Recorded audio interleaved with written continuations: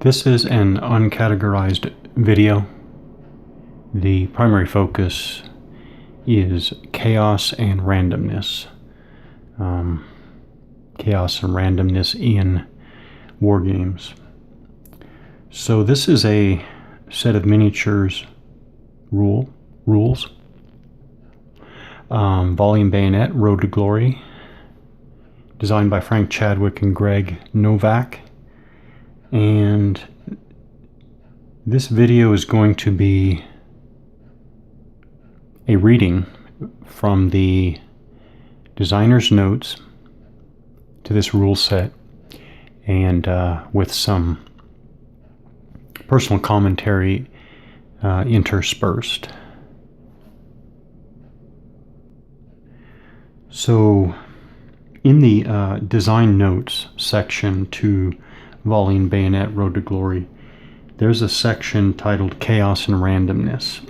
It looks like it's about 10 paragraphs, and I'm going to read them in their entirety, but I will be pausing regularly to interject personal commentary. So let's, and as I interject commentary, I will cover what I'm trying to do, why I've chosen this reading basically for this video. So let's begin first. So again, the title of the section is Chaos and Randomness. Battlefields are chaotic landscapes. I have heard it argued. So there should be more randomness in games, not less. I disagree. So let me interject right here. A great attention-getting opening. The authors lay out a not what they say is a widely held belief or common perspective, but a perspective that I think is fairly common. The idea that battlefields are, primarily chaotic landscapes. And the authors, in two simple words, I disagree, kind of set themselves against this particular perspective. So right away, right away I had the idea that I was in for something unusual here, at least, in seeing what Chadwick and Novak had to say about chaos and randomness in Wargames. So I'll pick up again with the authors here. Go out and stand under a flock of Canadian geese as they are flying north in the spring, and see if one of them craps on your head. Sometimes they will, sometimes they won't, and the randomness of that may be a profound allegorical statement on the nature of life, but it is not what I'd call a fun game. Okay, so I'll interject again here. So I am choosing this reading not because I have some type of, from top to bottom, agreement with the authors on these views concerning chaos and randomness, both in battles and in wargames. But I find it very refreshing to see someone, in this case some game designers, speak with some reasonableness, some rationality, and taken a stand or advance an argument that, as far as I can see, at least somewhat, is against the mainstream. So while I would not have used all of the examples the authors are going to give, and I would certainly have presented things differently.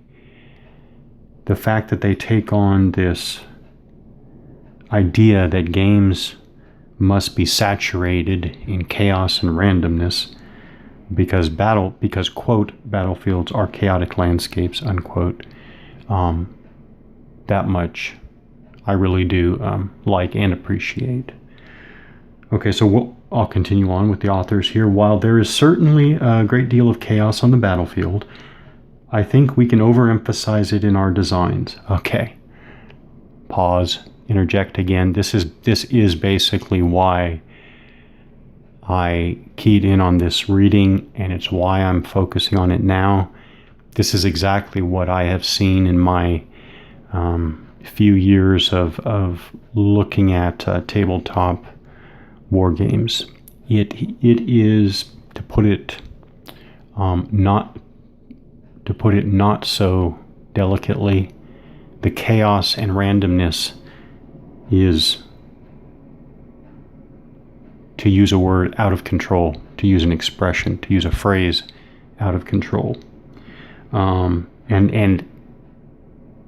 some designs have gone to the point of overemphasizing chaos and randomness. Yeah. All right, so I'll pick up again with Chadwick and Novak. For one thing, large numbers of genuinely random events can simply be ignored at the macro level and be assumed to cancel each other out. And this is particularly the case on the black powder battlefield. At the individual fusilier level, nothing makes sense. Now, I'll interject again here. I'm not sure what the authors. I can't say I know what the authors are getting at here, because again, the way I would express it would be the 180-degree opposite. At the individual soldier's level, the individual infantryman's level, everything makes sense. So, yes, Chadwick and Novak just said, at the individual fusilier level, nothing makes sense. Nothing is actually in italics. Whereas I say, at the individual soldier level, the individual infantryman's level, everything makes sense. So I'm not sure first of all, I'm not sure that we're actually maybe talking about the same thing. But what I'm getting at is that at the individual soldier level, and again, to draw on my own experience, everything made sense. It made sense who was, figuratively speaking, to my left and right. It made sense what team I was on, what my team was about. It made perfect sense where I was and what I was doing. Yeah, maybe to dig deeper into this, we probably need to unpack that concept of sense. Where Chadwick and Novak say nothing makes sense, I say everything makes sense. We might be using, at the very least, we may be using the term sense in different ways. Okay, I'll continue on though with Chadwick and Novak. At the division level, it makes a little sense. At the corps and army level, there is a clearly discernible pattern. Why? Big numbers are at work. The higher up you go, the more the individual chaotic elements tend to cancel each other out and enable you to see order. Now, at this point, now I think I see where the authors are going.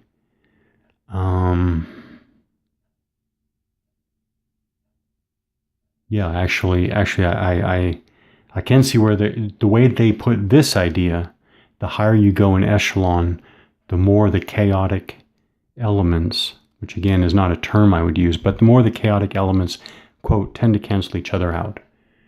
And when you have the chaotic elements canceling themselves out, you actually have at least the ability to see more, greater, wider order. And so therefore make more sense of what's going on. Yeah. Chaos theory, I'm picking up with the authors again. Chaos theory recognizes this effect, and there is an excellent physical universe example of it, glass, which, by the way, this is a very, very fascinating analogy, and an analogy that I do think is quite good. But glass, for all its perceived rigidity, is actually a very slowly moving fluid. Each molecule is constantly changing position within a pane of glass, and glass is not perfectly transparent. Molecules give a degree of transparency, translucency, and reflectivity based on their position and orientation in the glass, and since they are constantly changing position, those characteristics are constantly changing as well. Each photon of light which tries to pass through glass may pass through, be absorbed, which is why the glass warms in sunlight, reflected, which is why glare and ghost-reflected images appear on glass, or even deflected slightly in one direction or another, and they do so in a randomly changing manner. But what we see when we look through a pane of glass is not a kaleidoscopic distortion of what is on the other side, because all of those molecular random differences taken together tend to cancel each other out. The image passes through the chaotic zone of the glass and emerges essentially uncorrupted on the other side. Remarkable, isn't it? And that is exactly why a battle makes much more sense to a general than to a private. So again, to interject, it's a very good analogy. And yeah, it's a very good analogy. But so understand that what the authors are saying is that the image that you see through the glass, you think is a simple copy of what's on the other side, and you think that the image is stable, and you think that the image is not changing. But in fact, he's showing that at a lower and lower level, there in fact is lots of distortion, etc., etc.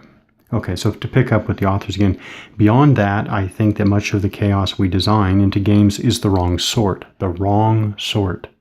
I'll repeat. It's what I'll call hard chaos. It is die roll driven, and no matter what you do, it keeps exactly the same hard level of randomness at all times. But most battlefield chaos is soft. That is, it is subject to control. In fact, the mark of a good commander at any level is the ability to impose some order out of the chaos, but the sort of hard chaos we incorporate into games simply cannot have order imposed on it. Now I'll interject again, and I will say this is another reason why I've chosen to focus in on this long passage from two designers' notes, because they are putting in one way, they're expressing an idea in one way, which is the exact same idea that I have liked to emphasize, and that is that again, the commander at the small unit combat action level, the level that I again am most concerned with, and that most of my commentary is directed toward. The commander, the leader, is imposing some degree of order on, again, I personally would never use the term chaos, but is imposing order on an uncertain environment. And it's that I'm emphasizing, which is why,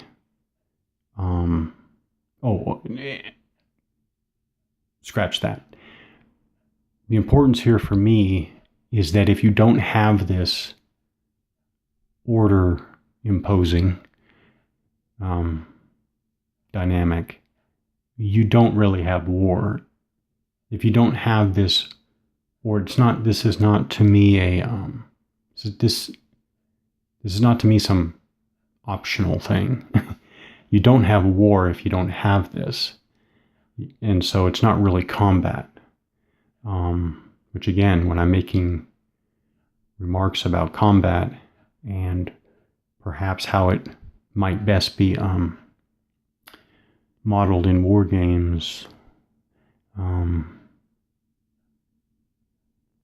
Well, I'll suspend these remarks right here, just to re-hit them again at another time.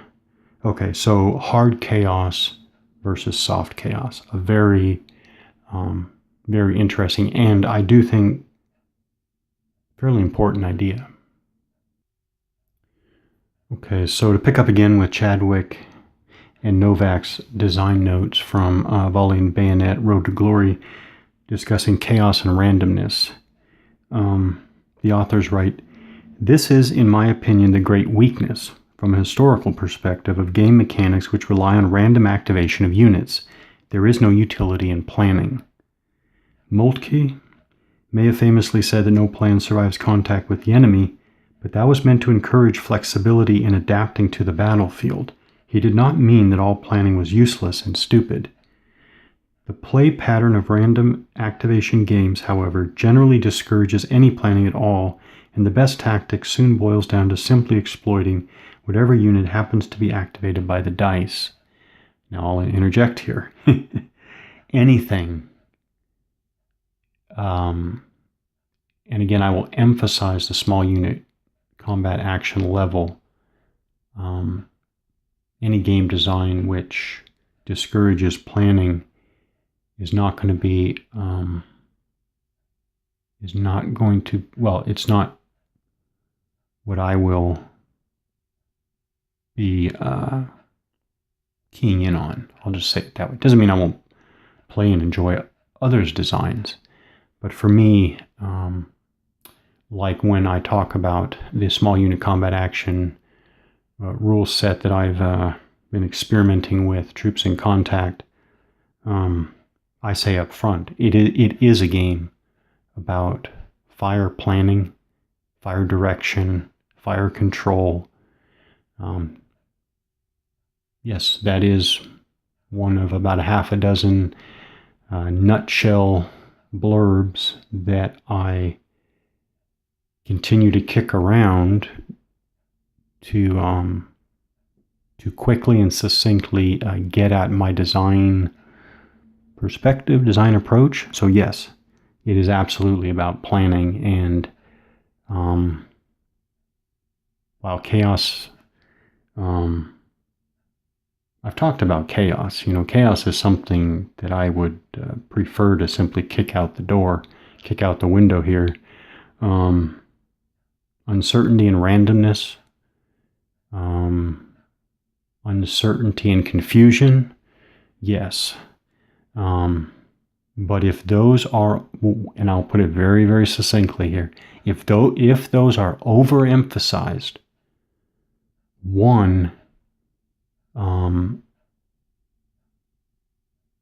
it's not the best way to model war or combat. It may be some type of activity. It may be exciting. It may be challenging, but then again, so is Sudoku. So yeah, overemphasis. First of all, bringing chaos in at all is, for me, not for the authors here, not for Chadwick and Novak and many others. This is my interjected commentary. Chaos is out. There's no room for chaos. But again, to overemphasize uncertainty and confusion is to distort the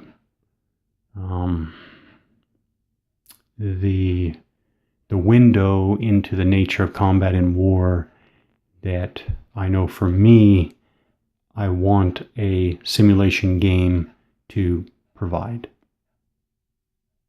I'm not sure that was entirely what I wanted to say, but it was something like that. Very close. All right. Okay, we'll pick up with Chadwick and Novak now. Now, given what I said at the start about criticizing other people's designs, have I broken my own rule? Not really. If you like random activation mechanics, if you enjoy the feeling they impart to a game, if they are fun, then they are good game mechanics. And I'm not saying that you shouldn't enjoy them, but I do not agree that they are a good model of battlefield chaos, which is how they are often justified. Now I'll interject real quick. I think the authors are making not the same argument, because they are in fact talking about battlefield chaos, which is not what I'm talking about, but they are making an argument that is parallel to mine. I said before, overemphasizing confusion and uncertainty is to basically work against or degrade the utility of the perspective, the insight that a simulation game could impart about the nature of war and combat. Okay, pick up the authors again. They certainly don't fit with my understanding of the nature of battlefield chaos at the Corps and Army level, which is where Volley and Bayonet is played. Although I think the fit may become better the lower down the command tree you go, but beyond the question of best fit, I have to admit that I don't particularly care for it myself as a player. Why not? Personally, I would prefer even less hard randomness in games than we already have, but in the case of Volley and Bayonet, that would require mechanics which are quite a bit more complicated than the current ones, and I dislike mechanical complication even more than randomness. For my money, much of the perceived randomness and uncertainty of the battlefield is caused by the unknown decisions of your opponent, not the workings of true random action. Now, interject, I cannot emphasize enough how much I am coming to believe this wholeheartedly. I want the unpredictability, and even the uncertainty, if not necessarily the confusion, to be caused by a human opponent that is free to act. A human opponent that is free to act. Okay, pick up again with the text. That is already present and remains present even if we go to a completely non-random combat determination system. How could we have a non-random combat system while still having the chaos of opponent decision-making? By the way, I have to say, Chadwick and Novak are doing what I see over and over again, misuse of the word chaos. The term that, quote, the chaos of opponent decision-making, end quote, is a phrase that doesn't even actually make sense. Yes, we all know what they mean, but just because we all know what they mean doesn't mean it's a precise use of language. Opponent decision-making is not chaotic. Okay, it's not chaotic. That's a misuse of the term chaos. I don't know. I can't hit on this enough. All right, so I'll pick up again. Suppose every player had a pool of 18 die roll chits, 3 each 1s through 6s, and a similar pool of 18 die roll modifier chits, 3 each plus 2s, plus 1s, minus 1s, and minus 2s, and 6 no effects. Each time a player has to roll a die, he secretly picks a die roll chit from his pool, whichever one he wants, and his opponent similarly picks a modifier chit. They are compared and the sum is the die roll. The two chits are moved to the player's respective discard piles, and once they have exhausted their supply of chits, they take the discard pile and start over. This guarantees that the distribution of dice rolls is exactly even between the players and gives each player considerable control over individual outcomes of actions, but still maintains perceived randomness due to the inability to predict with assurance what the opponent's decision will be. But as I said before, such a system would be mechanically too cumbersome in a game with as many die rolls as Volley and Bayonet. It's worth thinking about, though, isn't it? I've also heard the argument that adding in more randomness gives players with less ability or experience a fighting chance. Maybe so, and I certainly understand the reality of the world. Gamers come in all different skill levels, and we have to figure out a way for all of us to all have a good time together. But speaking as someone who gets beat playing Volley and Bayonet, and beat a lot, I find it far less frustrating to lose because I was outplayed than I do to lose because in 20 straight die rolls I couldn't manage to roll a single 6. When someone outplays me, I can learn, I can improve my play, I can perhaps beat them later. I have at least a chance to impose my order on that particular bit of chaos. Again, misuse of chaos, but alright. Okay, so to back up just a bit, the authors say, when someone outplays me, I can learn, I can improve my play. I can perhaps beat them later. I have at least a chance to impose my order on that particular bit of chaos, but dice, hard, implacable, permanent chaos. That having been said, are we better off with more or fewer die rolls? As we are stuck with die rolls, it seems, I'm inclined toward many low-value rolls rather than a few high-value rolls. Because there is more chance of the luck evening out over the course of the game, big numbers at work. Glenn Kidd calls a high-value roll a rags to riches die roll, and it's a good description. Deciding whether a third of your army arrives at the battle or not based on a single roll is a classic rags to riches die roll, and in my opinion is the sort of thing which ruins games. So that concludes the Chaos and Randomness section of the design notes for Volley and Bayonet Road to Glory. Again, I think it's a great quick discussion in any case. Again, I've not presented it here because I hold to it in its entirety. But again, it's nice to see a couple of wargamers, designers in this case, take the time to consider these important topics. I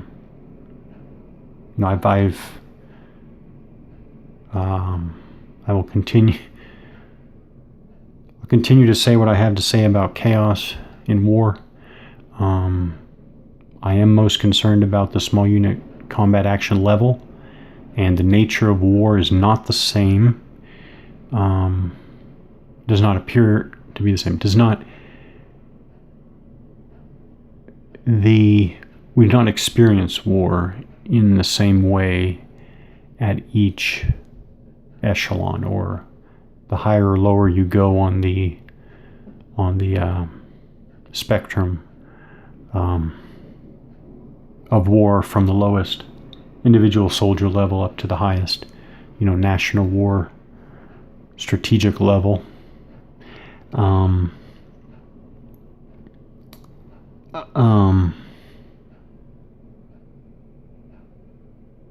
think, what can I say? I think that wargamers as students, certainly wargamers as designers, need to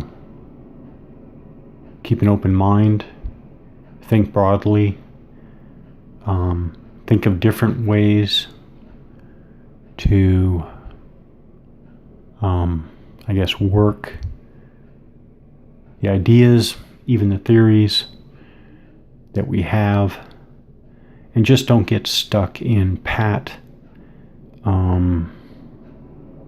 perspectives and simplistic perspectives, like battlefields are again saturated with chaos.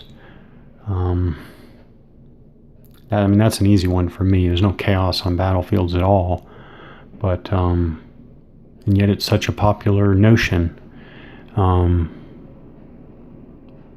So probably enough for now. And again, this just, if nothing else, this actually I do have one more thing. If nothing else, this passage written by Chadwick and Novak is complementary to things that I've committed to video. One last thing, it's very interesting how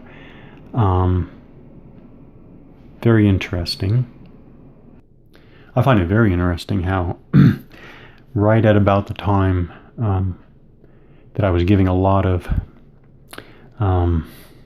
thought to chaos on the battlefield, randomness, confusion, uncertainty. I happened to pull out Volley and Bayonet, Road to Glory, and really give it a good look over for the first time. And there it was right there in the design notes, this long passage on chaos and randomness. When I started that passage, when I flipped to it, I wasn't even reading the design notes through from start to finish. I was skimming, flipping around in the rule book here, and actually just glanced down at the page and saw chaos and randomness, and figured I would take a look at what the authors had to say. And frankly, I was expecting to read something more run-of-the-mill and